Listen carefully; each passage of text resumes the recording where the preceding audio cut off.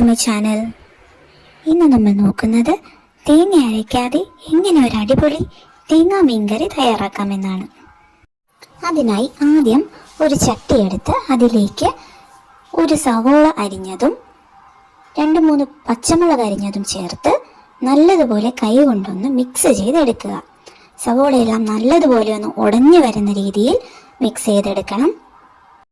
അതിലേക്ക് ഒരു മുറി തേങ്ങ ചിരകിയതും ഒരു 3 ടീസ്പൂൺ മുളക് പൊടിയും 1 ടീസ്പൂൺ മഞ്ഞൾപ്പൊടിയും ചേർത്ത് നല്ലതുപോലെ വീണ്ടും മിക്സ് ചെയ്തെടുക്കുക. തേങ്ങ നമ്മൾ അരയ്ക്കാതെയാണ് ചേർക്കുന്നത്. അത് നല്ലതുപോലെ ഒന്ന് മിക്സ് ചെയ്ത് കിട്ടണം. അതിനായി നമ്മൾ കൈ കൊണ്ട് നല്ലതുപോലെ അതൊന്ന് തിരുമ്മിയെടുക്കേണ്ടതാണ്. ഒരു 2 മുതൽ 3 മിനിറ്റ് വരെ നല്ലതുപോലെ ഒന്ന് മിക്സ് ചെയ്തെടുക്കണം.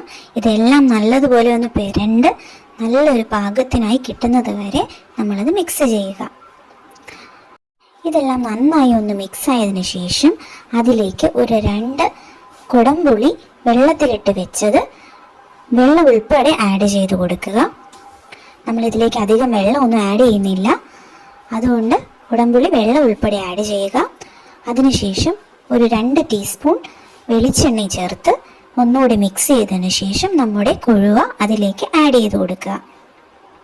കൊഴുവ തന്നെ വേണമെന്നില്ല, നമുക്ക് ഇതുപോലുള്ള ചെറിയ മീനുകൾ ഏത് വേണമെങ്കിലും ഈ രീതിയിൽ ട്രൈ ചെയ്യാവുന്നതാണ്.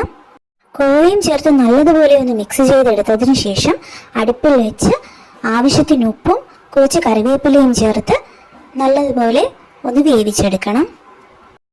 മീനിൽ നിന്ന് വെള്ളം ഇറങ്ങുന്നതാണ്, എങ്കിലും ആവശ്യമെങ്കിൽ 1-2 കൈ വെള്ളം നമുക്ക് ചേർക്കാവുന്നതാണ്. അതിനുശേഷം 1 ടീസ്പൂൺ പെരിഞ്ജീരകം ചതച്ചതും കൂടി ചേർക്കുക.